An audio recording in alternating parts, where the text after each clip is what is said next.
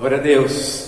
Que a graça e a paz do nosso Senhor e Salvador Jesus Cristo esteja e permaneça para sempre com cada um dos irmãos, cada um de vocês que estão ouvindo essas nossas pregações. E creio em Deus que hoje, mais uma vez, o Espírito Santo de Deus haverá de ministrar nos nossos corações, tanto para a objeção de dentro da igreja, quanto aqueles que são aspirantes, a ingressarem na igreja, E a esses aspirantes eu vos digo, nós não temos muito tempo não, viu? E pelo andar da carruagem, sabe, nós estamos assim na reta final de todas as coisas, do grande desfecho de Deus para toda a humanidade. Então se apressem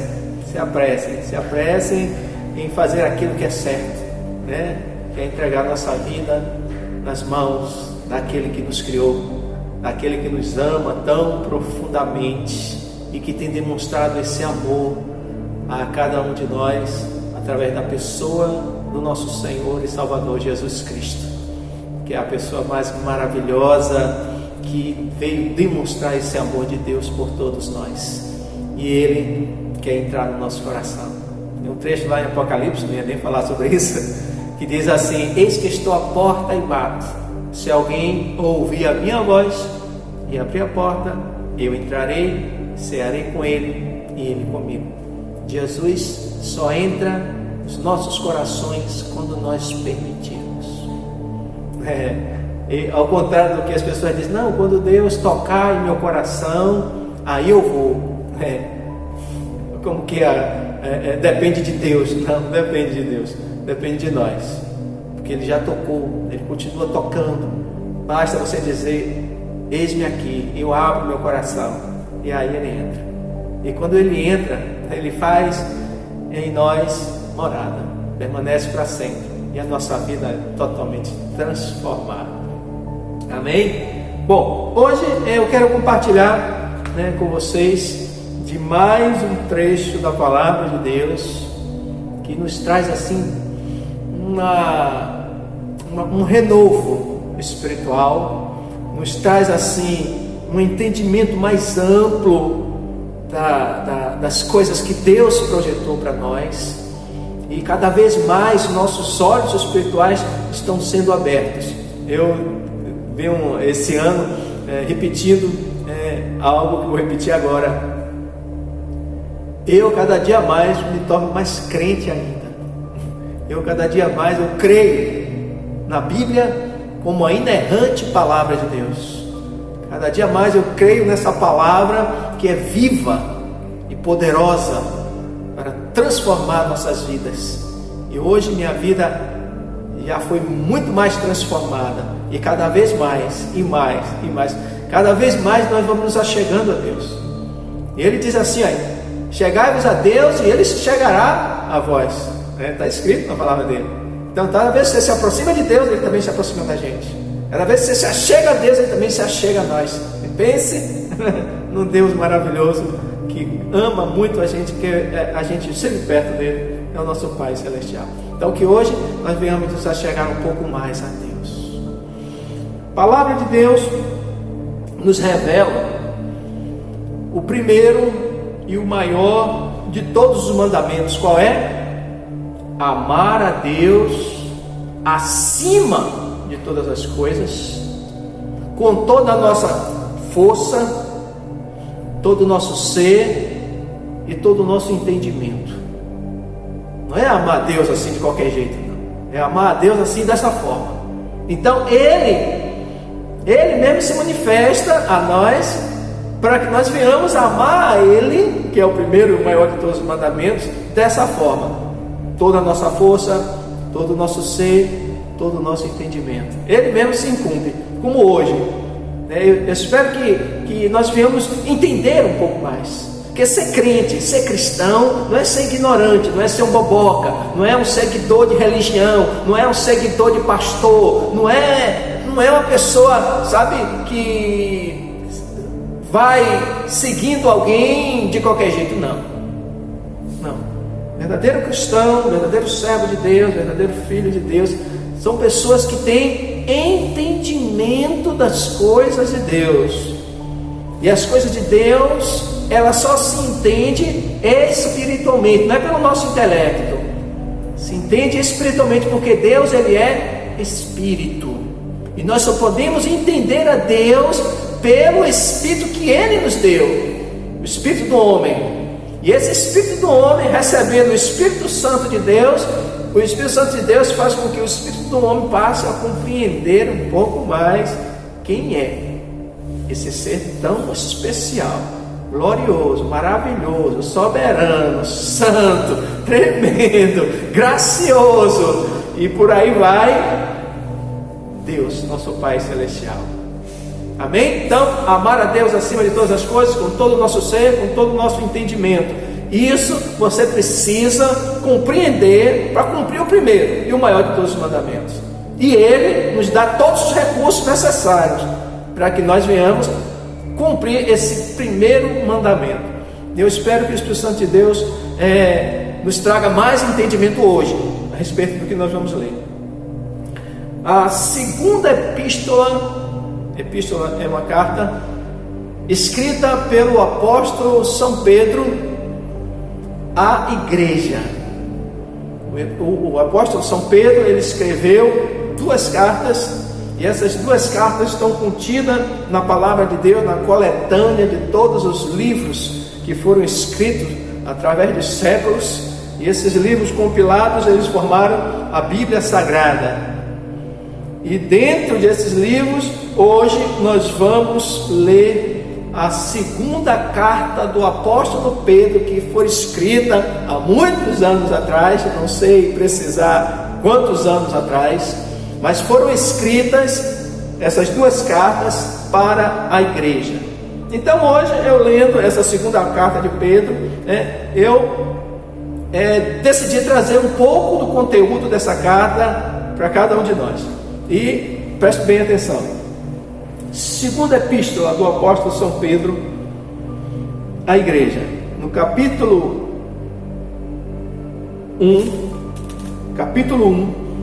da segunda carta de Pedro. Capítulo 1, versículo 1 começa dizendo assim: Simão Pedro, servo e apóstolo de Jesus, aos que conosco alcançaram fé igualmente preciosa pela justiça do nosso Deus e Salvador Jesus Cristo. Então, uma pausa aí, só no primeiro versículo. Então, Pedro, identificando que foi ele que escreveu, ele diz: Simão Pedro. Quem é Pedro? Pedro, um apóstolo de Jesus, um dos 12 apóstolos escolhidos a dedo pelo Senhor Jesus Cristo. E Pedro, por ser um apóstolo, andou com Jesus em todos os 3 anos e meio, mais ou menos, em que Jesus começou o seu ministério. Pedro, uma das 12 testemunhas oculares de todas as maravilhas, de todos os ensinamentos, de todas as coisas que aconteceram com Jesus e todas as coisas que Jesus ensinou a eles. Pedro foi um destes. E Pedro foi um daqueles, que negou a Jesus. Pedro negou a Jesus quando Jesus foi preso, ele estava para ser condenado e crucificado. Pedro negou a Jesus, e Jesus já tinha dito a ele que ele iria negá-lo. E Pedro duvidou, disse: não, contigo eu dou até minha vida. Só que quando Jesus foi preso, Pedro estava perto, e aí alguém disse: você é seguidor de Jesus? Aí Pedro disse: não conheço o Senhor. E Pedro fez isso por 3 vezes, negou a Jesus. Mas depois de Jesus haver ressuscitado, Jesus 3 vezes pergunta a Pedro: Pedro, tu me amas? Aí Pedro diz: Senhor, eu te amo. Aí pouco depois Jesus faz a pergunta de novo: Pedro, tu me amas? Aí Pedro diz: Senhor, eu te amo. Jesus faz a 3ª vez a mesma pergunta: Pedro, tu me amas? Aí Pedro desabou. Pedro disse: Senhor, tu sabes de todas as coisas, tu sabes que eu te amo. Há estudiosos da Bíblia que afirmam categoricamente, e eu acredito bem nisso, que Jesus fez essas 3 perguntas para anular as 3 vezes que Pedro negou a ele. Eu creio piamente nisso, porque Jesus não o condenou pelo fato de Pedro ter negado a ele. Tanto sim, que depois disso tudo, Jesus disse: olha Pedro, apacente a minha igreja, apacente as minhas ovelhas, melhor dizendo.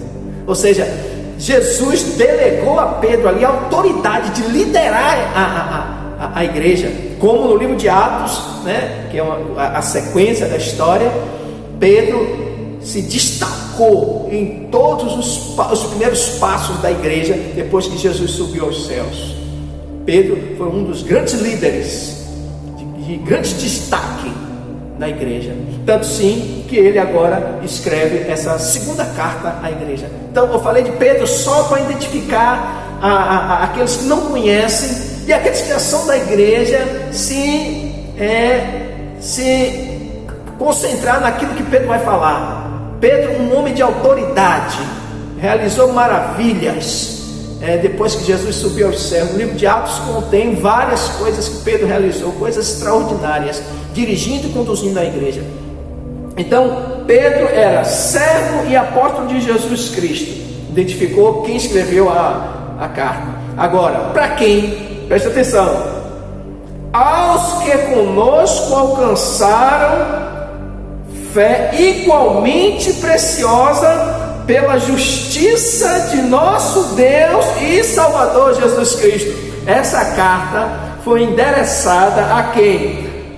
Àqueles que alcançaram uma fé preciosa. Veja como Pedro, ele inspirado logicamente pelo Espírito Santo de Deus, ele destacou aqueles que alcançaram uma fé preciosa. A nossa fé em Cristo Jesus não é qualquer fé, não. Como todo mundo diz: eu creio em Jesus. Não é essa fezinha assim, não. É uma fé maior. Quem me conhece sabe que eu ia dizer outra coisa. É uma fé mais especial. E Pedro identificou com uma fé preciosa.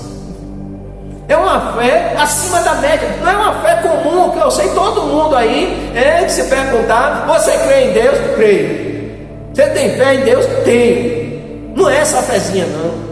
Que a gente já nasce, sabe, com essa fé natural. O homem já nasce com essa fé natural e deposita em alguém ou alguma coisa.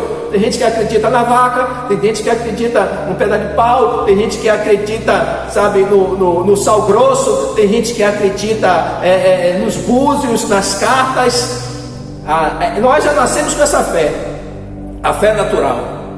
Mas Pedro, destacando a fé em Cristo Jesus, que não é uma fé comum, ele chama de fé preciosa.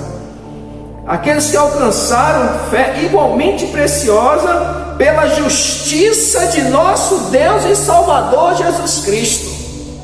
Essa fé através da justiça de Deus e do nosso Salvador Jesus Cristo. Que justiça foi essa? A justiça que Deus enviou o Filho dele para pagar o preço pelos nossos pecados.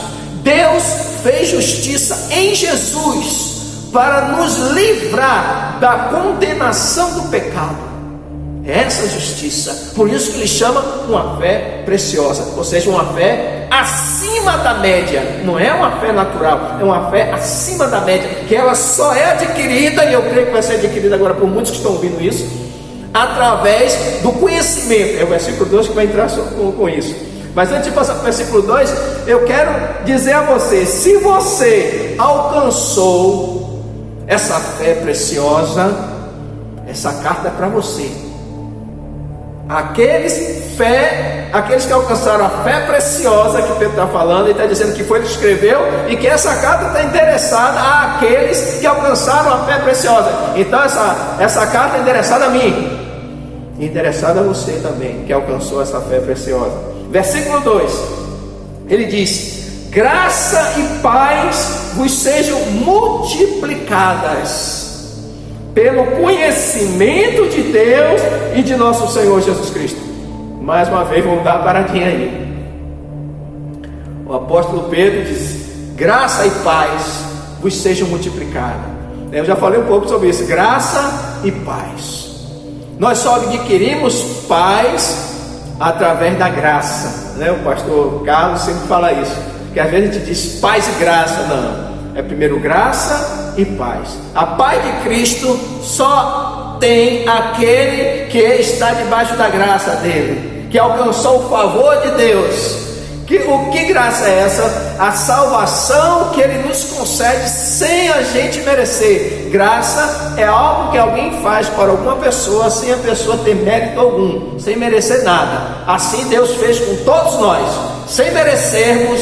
Ele fez um favor de enviar Jesus Cristo e morrer naquela cruz, fazendo justiça, pagando preço pelos nossos pecados. Então, graça e paz sejam multiplicadas. Essa graça e essa paz, ela vai aumentando, ela vai crescendo. A vida do verdadeiro cristão não é uma vida estática, não é uma vida parada. A nossa vida é uma vida assim, que a gente vive como que em ebulição. Vive assim cada vez mais fervoroso, cada vez mais amando a Deus, cada vez mais se tornando crente, cada vez mais confiando, cada vez mais se entregando, crescendo, cada vez mais e mais. Nós não podemos ficar parados, queridos irmãos. Não fique parado. Não ache que você creu, se batizou e agora está salvo. Não, a nossa vida é uma vida crescente. O nosso Deus é um Deus crescente. Deus não é um Deus parado. Infelizmente muitos têm a ideia de Deus aquele ancião, barbudo, né, obeso, sentado, sabe, no seu trono, ali inerte. Não é, não. Deus é um Deus de ação, de movimento. Agora mesmo Deus está trabalhando. Agora mesmo Ele está regendo todo o universo. Deus, o Criador de todas as coisas, de todo o universo, agora mesmo, Ele não está sentado, parado, não. Ele está em movimento. Ele tem o universo inteiro para administrar. Ele tem o mundo inteiro para administrar. Ele tem o controle de todas as coisas. Agora mesmo, o Senhor Deus está trabalhando em nossas vidas. Agora mesmo Ele está tocando em seu coração. Você que disse que está esperando Deus tocar. Agora mesmo Deus está promovendo algo para que nós viéssemos a adquirir conhecimento, entendimento. E tudo depende disso. Porque se não houver conhecimento, se não houver entendimento, nós somos simplesmente fanáticos. Nós somos simplesmente teleguiados, somos simplesmente marionetes, e muitos desses têm sido nas mãos de espertalhões aí fora. Que essas pessoas estão sendo manipuladas por certos líderes religiosos, sabe, para extrair deles, sabe, o dinheiro, o enriquecimento ilícito. A palavra do Senhor diz em outro texto, que não me lembro agora: meu povo foi destruído porque lhe faltou conhecimento. Então nós precisamos adquirir esse conhecimento. Nós precisamos ser pessoas esclarecidas. Nós precisamos mostrar para o mundo aí fora por que hoje eu sou crente, por que eu entreguei minha vida ao Senhor Jesus, por que agora minha vida mudou. Não foi porque minha religião não permite, não foi porque é meu pastor, não. Minha vida mudou porque eu adquiri conhecimento. Hoje eu sei a razão da minha existência. E é isso que o apóstolo Pedro está trazendo aqui para nós, somente nessas palavras. Então ele diz: graça e paz vos seja multiplicada pelo conhecimento de Deus e do Senhor Jesus Cristo. A Bíblia é o único livro que nos traz conhecimento de Deus. Que esse conhecimento esteja sendo cada vez mais multiplicado. E cada vez mais, como aconteceu na minha vida, aconteceu também na sua, e daqueles que ainda não aconteceu, que aconteça hoje, em nome de Jesus.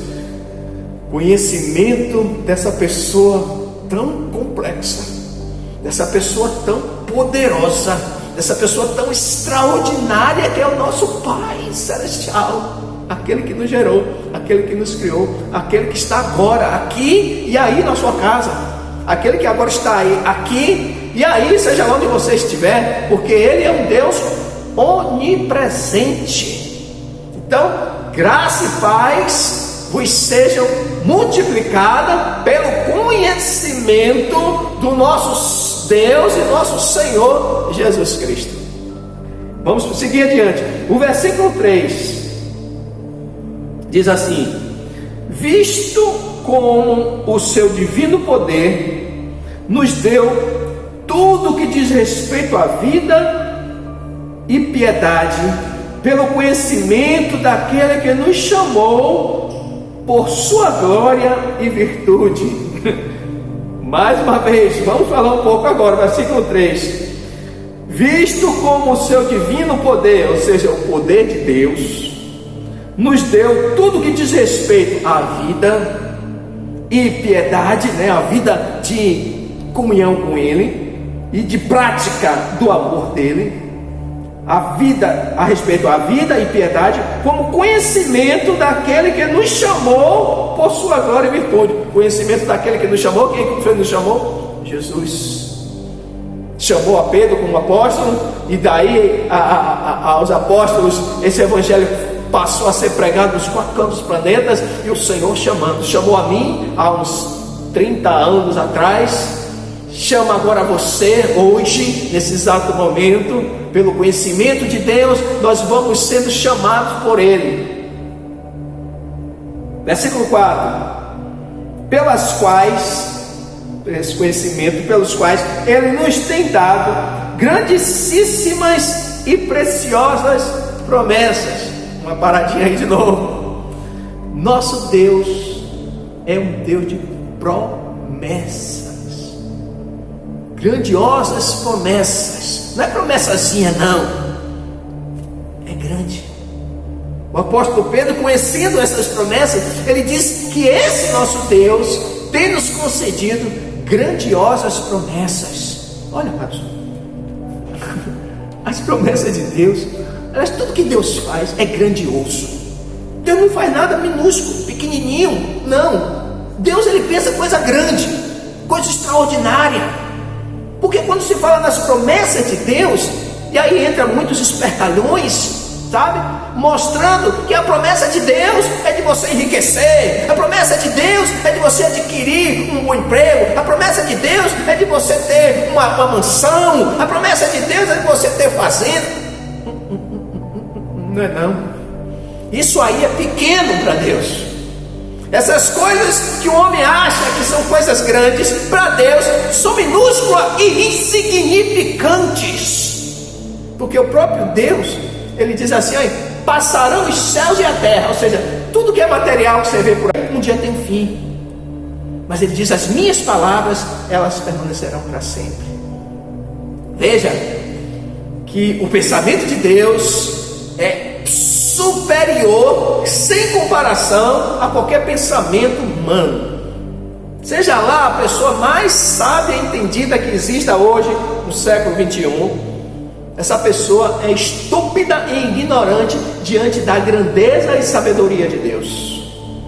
Volto de novo, versículo 4: pelas quais Ele nos tem dado grandíssimas e preciosas promessas, para que por elas, essas promessas, fiqueis participantes da natureza divina.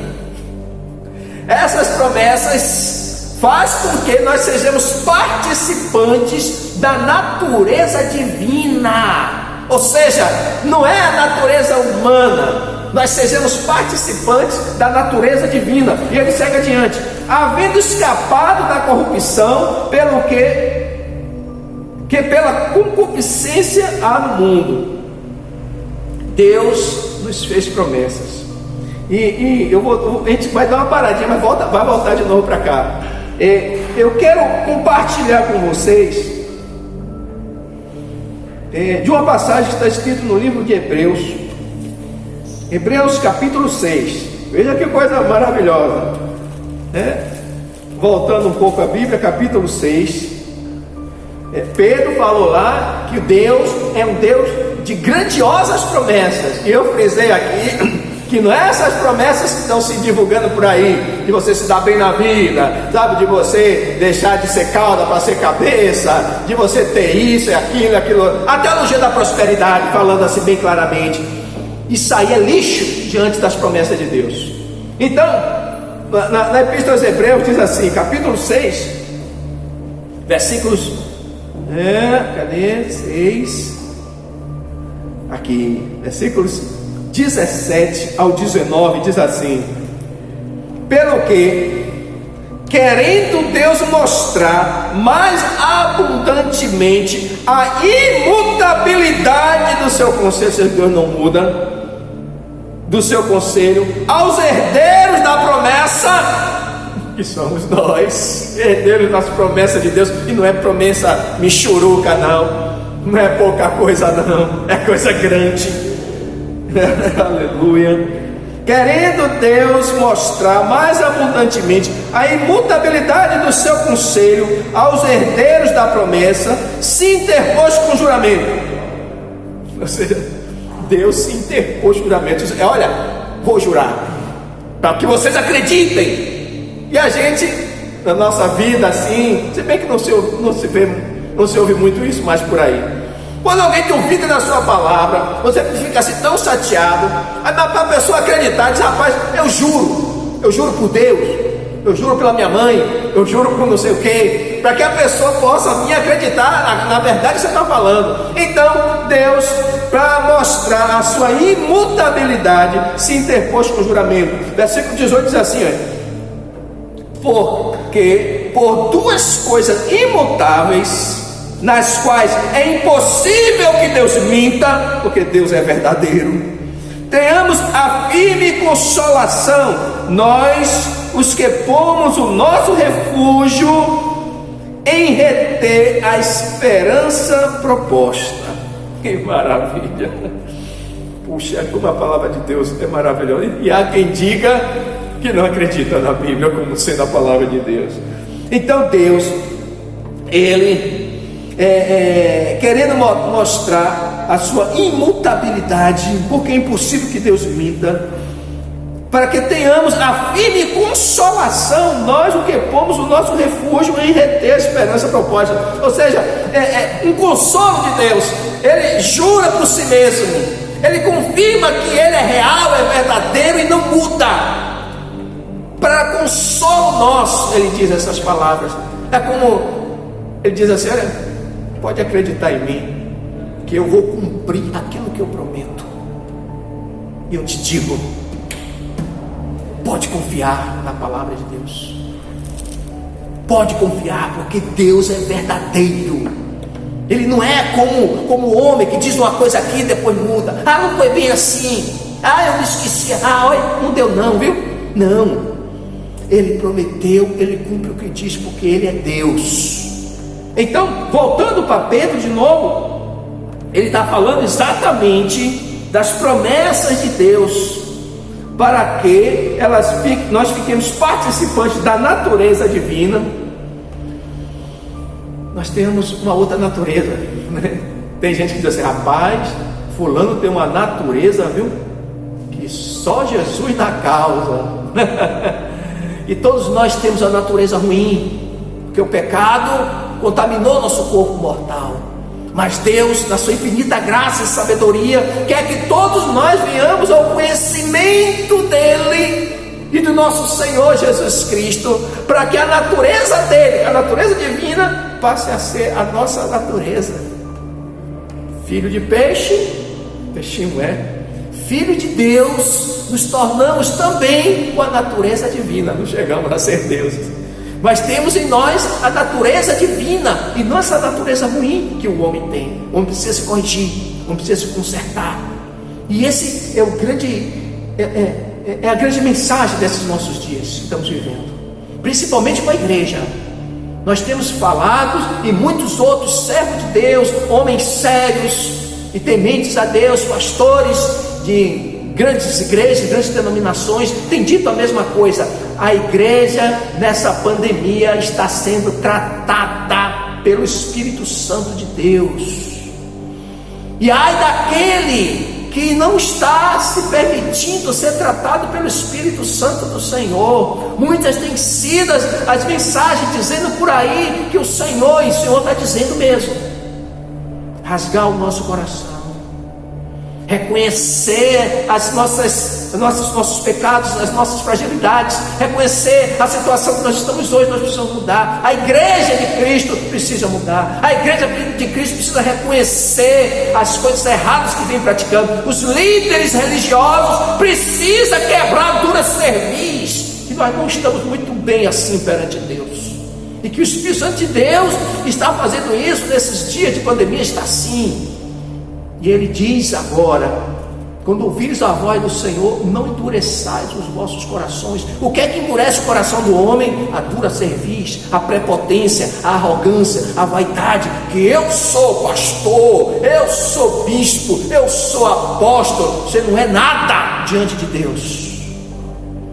Nós somos pó e cinza. O apóstolo Paulo bate no peito e diz assim: miserável homem que sou. Então nós precisamos, olha, o Senhor diz: humilhai-vos, humilhai-vos, humilhai-vos debaixo da potente mão do Senhor. O Senhor está querendo tratar e está fazendo isso, e glória a Deus, e glória a Deus. Então baixe a sua cabeça, olha, baixe a sua bola, olha, reconheça que você depende dEle, reconheça que você sem Deus não é nada, nem ninguém. Então se humilhe diante do Senhor, permita que o Espírito Santo de Deus te leve a um lugar de arrependimento, permita que o Espírito Santo de Deus quebrante o seu coração. Amados, isso é para mim e para toda a igreja. Você que está me ouvindo agora, faça isso. Esses momentos de confinamento, esse momento de quarentena, de pandemia, está servindo. Deus está dando tempo agora para todo mundo a se retratar diante dEle, largar a mão de fazer as coisas erradas, se corrigir, buscar o Senhor enquanto se pode achar, invocar Ele enquanto está perto. É isso que o Senhor está fazendo. E vamos seguir em frente. Não fica só por aí não. Veja que coisa maravilhosa. Eu quero pegar um trecho aqui e pular para o capítulo 2 de 2 Pedro. O finalzinho do capítulo 4. Para que fiqueis participantes da natureza divina, foi o que eu acabei de falar agora, havendo escapado da corrupção que pela concupiscência há no mundo. Nós escapamos da corrupção, eu e você, naquele belo dia em que o Senhor tocou em nosso coração, aquele belo dia em que nós abrimos nosso coração para Deus. E que dia maravilhoso! E ali entregamos nossa vida, nós declaramos a Jesus Cristo como Senhor e Salvador da nossa vida, fizemos uma aliança com Ele, de andarmos na Sua presença, de vivermos segundo os Seus mandamentos, de honrar a Deus com a nossa vida, com a nossa maneira de viver. Então Ele diz aqui que nós escapamos da corrupção. Eu e todos vocês, nós escapamos da corrupção. Então é hora de nós relembrarmos disso. O Senhor nos fez escapar da corrupção, nos fez escapar da maneira vã de viver. O Senhor nos fez escapar da condenação que vai ter sobre toda a face da terra. Ele nos fez escapar. E aí eu quero pular o capítulo 2, versículo 20. E antes de ler, eu me lembro, e a todos vocês que são membros dessa igreja, quando fazemos a profissão de fé, né? A profissão de fé é quando a pessoa se habilita a ser batizada, para ser ingresso na igreja, e nós temos um diálogo, uma conversa com essas pessoas que desejam descer as águas do batismo.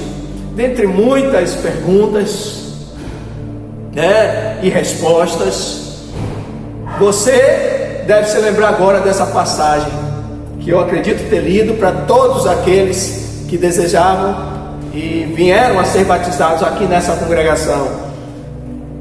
Essa passagem você vai lembrar, e eu quero fazer com que você lembre. Se você não lembrar, eu vou te fazer lembrar. Se você não se lembrar, o Espírito Santo de Deus vai te fazer lembrar do que foi falado naquele grande dia, prestes a você ser batizado. Capítulo 2 de 2 Pedro diz assim: portanto, se depois de ter escapado das corrupções do mundo, olha aí, aquele versículo 4 do capítulo 1 de 2 Pedro, que o Senhor nos fez escapar da corrupção que há no mundo. Aí agora Pedro, depois de ter tratado muitas outras coisas, ele volta a falar de novo sobre aquilo no versículo 4 do capítulo 1. Portanto, se depois de ter escapado das corrupções do mundo, pelo conhecimento do Senhor e Salvador Jesus Cristo, pelo conhecimento do Senhor e Salvador Jesus Cristo, nós escapamos da corrupção do mundo. Mas, se depois de ter escapado, forem outra vez envolvidos nelas, envolvidos nela em quê? Nas corrupções do mundo, depois de ter escapado e ser envolvido de novo nela, e tem muita gente aí fazendo isso, muita gente que desceu as águas do batismo aqui mesmo, escapou da corrupção do mundo, agora depois de se escapar, se deixou outra vez envolver na corrupção do mundo, e envolvidos foram vencidos, ou seja, voltou de novo a corrupção do mundo, voltou de novo a vida que o Senhor reprova terminantemente, e que naquele grande dia, antes de você ser batizado, foi te chamado a atenção exatamente disso. Você tem certeza do que você quer? Tem certeza que quer seguir a Cristo Jesus? E a sua resposta foi positiva, e glória a Deus por isso. Mas agora o Espírito Santo de Deus nos faz lembrar de novo das preciosas promessas do nosso Pai Celestial, promessas essas grandiosas. Ele nos faz lembrar da fé preciosa que Ele gerou em nosso coração a partir do momento que ouvimos a palavra dEle, porque a Bíblia diz que a fé, ela vem pelo ouvir e ouvir a palavra do Senhor. Isso aconteceu comigo e aconteceu com você também, eu tenho certeza disso, que o apóstolo Pedro ainda diz: fé preciosa, não é qualquer fé. E depois ele diz: nós somos agora participantes da natureza divina, escapamos da corrupção do mundo. Mas só que o apóstolo Pedro agora chama a atenção daqueles que se deixaram de novo envolver pela corrupção do mundo e foram vencidos. Agora veja o restante da passagem, vou ler todo, por causa do tempo. Veja a comparação, e você já deve estar lembrando de como Deus compara as coisas dele e as coisas do mundo. Ele diz assim: foram outra vez envolvidos nela e vencidos na corrupção, e foram vencidos, ou seja, caíram, foram derrotados. Ele diz: tornou-se o último estado pior do que o primeiro. O primeiro, antes de você aceitar a Cristo, foi melhor do que esse que está agora. Versículo 21, porque melhor lhes fora não conhecerem o caminho da justiça, do que conhecendo, desviarem-se do santo mandamento que lhes fora dado. O próprio Pedro, o apóstolo Pedro, na carta, para você não esquecer, né, que foi uma carta, ele dizendo: melhor fosse você não ter conhecido, não ter ido para a igreja, não ter confessado a Cristo, melhor fosse você não ter batizado, porque o seu último estado é pior do que o primeiro. Versículo 22.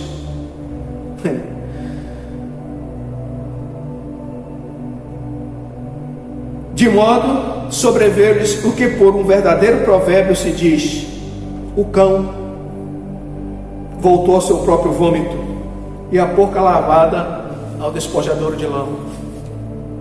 E agora, veja a comparação que o apóstolo Pedro faz àqueles que um dia aceitaram a Cristo Jesus, pelo conhecimento da palavra do Senhor, e depois se deixaram levar pelas concupiscências desse mundo e foram vencidos. Talvez sua vida esteja aí um bagaço, embaraçada. Talvez não tenha mais aquela alegria da salvação, não tenha mais a ação e o mover do Espírito Santo de Deus na sua vida. Talvez. E é trágico isso. É trágico porque a comparação que o apóstolo Pedro fala é como um cão que volta ao seu próprio vômito. Coisa nojenta, hein? Que coisa nojenta. É como uma porca que foi lavada e voltou ao despojadouro de lama. E volto de novo a te lembrar que essa mensagem foi lida para você que se batizou aqui antes de ser batizado, para abrir mais o seu entendimento daquilo que você estava fazendo, da seriedade que é ser um verdadeiro cristão, ser um servo de Deus. Um cão volta ao seu próprio vômito. Nós entendemos que a vida desse mundo aí fora é uma coisa nojenta perante Deus. Um cão que volta ao seu próprio vômito, aquele que está em Cristo e volta para as coisas do mundo, um cão que volta ao seu próprio vômito. Para Deus, as coisas desse mundo aí fora, que está tão atrativo assim, que talvez, você esteja ainda se deleitando com essas coisas, para Deus é uma coisa nojenta, como um vômito de um cachorro, de um cão, ou uma porca lavada que volta ao despojadouro de lama. Para Deus, esse mundo aí fora é porcaria, é um lamaçal de coisa podre, de coisa nojenta, de coisas asquerosas. Em outro trecho da Bíblia diz assim, que o mundo jaz no maligno. E eu não sei como a pessoa ainda não consegue enxergar essas coisas. É aí que eu chamo a atenção.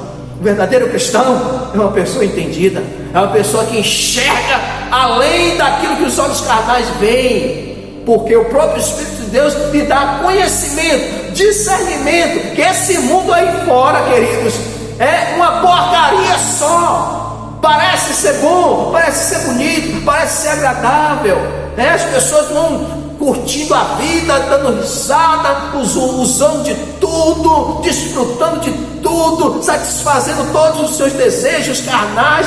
Parece que está todo mundo feliz, mas perante Deus é uma porcaria só.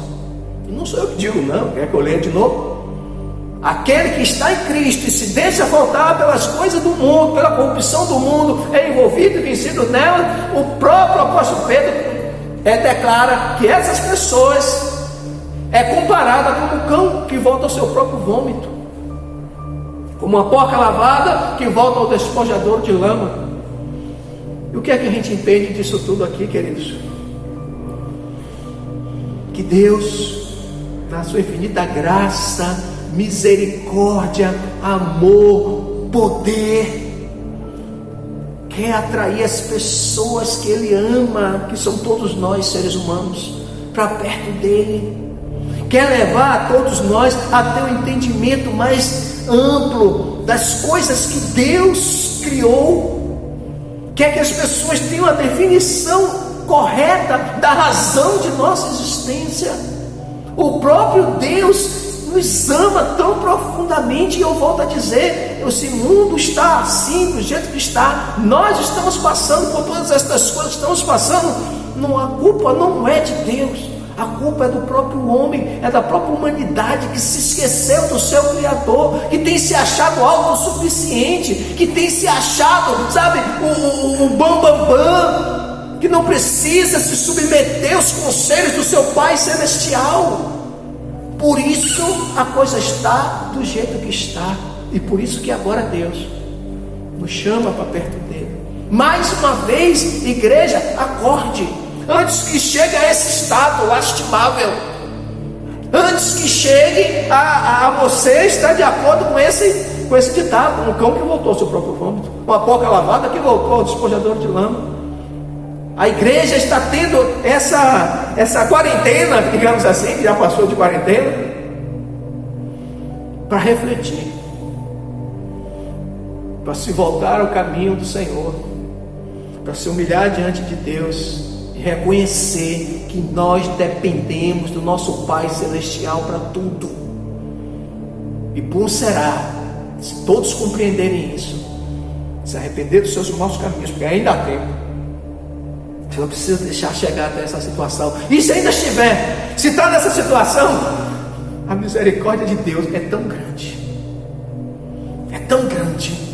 que a mão dele continua estendida, que eu creio que agora mesmo está estendida, agora mesmo para isso, para te levantar, para te socorrer, para te tirar do despojadouro de lama, para te afastar da imundícia dos seus próprios vômitos, para te lavar, para te purificar, para te santificar, e você voltar a ter a natureza de Deus no seu coração, na sua vida, você passar a ter as promessas preciosas do Senhor, grandiosas do Senhor para a sua vida, para que você possa ter de novo a fé preciosa, como Pedro diz no início da carta, alcançar a fé preciosa, e dali, amados, se firmar cada vez mais e mais. E como eu disse no início dessa mensagem, nós não temos muito tempo, não, acabou. Essa história, eu sou jovem, eu tenho a vida toda para curtir, não sei o que, não tem mais não.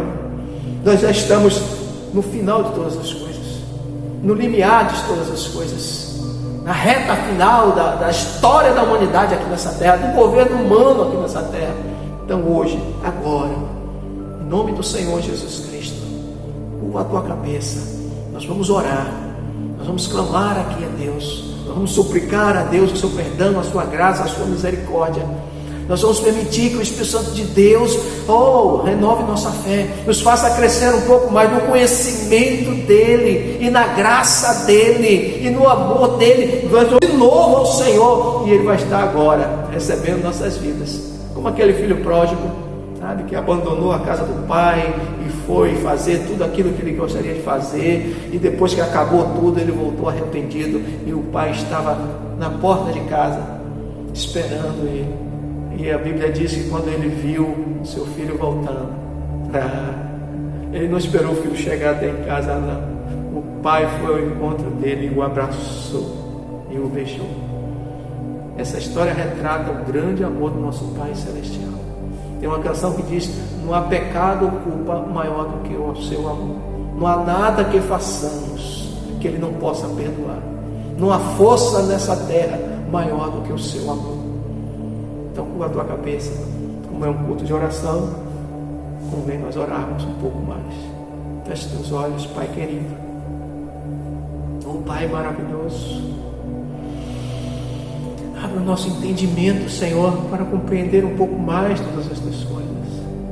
Abre, Pai Santo, e dá-lhe, Senhor Deus Santo, um discernimento mais aguçado, Pai Santo, da tua existência, da tua pessoa, Pai, do teu caráter, Pai Celestial, da tua natureza maravilhosa, Pai Celestial, dos teus planos, dos teus projetos, Senhor Deus amado, porque se o Senhor é o Criador de todo este universo, porque eu sei que é, o Senhor tem coisas maiores, e nós vimos isso, as tuas promessas são melhores do que essa que temos vivido aqui, e que todos nós viemos estar agora mesmo, Pai Santo, nos colocando debaixo de tuas potentes mãos, como diz o Salmo 91, a sombra do Onipotente, descansarmos, e nós podemos dizer do Senhor: Tu és o meu Deus, o meu refúgio, a minha fortaleza, e em Ti confio.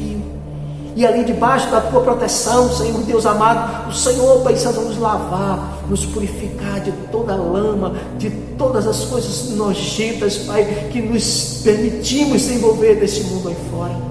Em nome do Senhor Jesus Cristo, Pai, a tua palavra diz que o Senhor é o socorro presente na hora da angústia.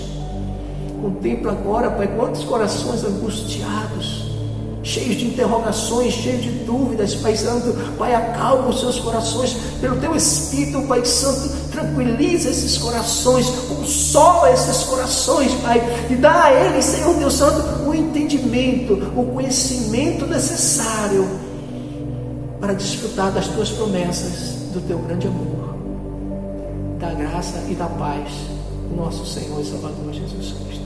Então, que eu oro e abençoo agora cada uma dessas pessoas, em nome de Jesus. Que assim seja, queridos. Que o grande amor de Deus Pai Todo-Poderoso, a graça salvadora do seu Filho amado, nosso Senhor e Salvador Jesus Cristo, a doce comunhão e consolação do Espírito Santo de Deus repouse sobre cada um de nós, em nome de Jesus. Deus assim abençoe e até a próxima. Amém.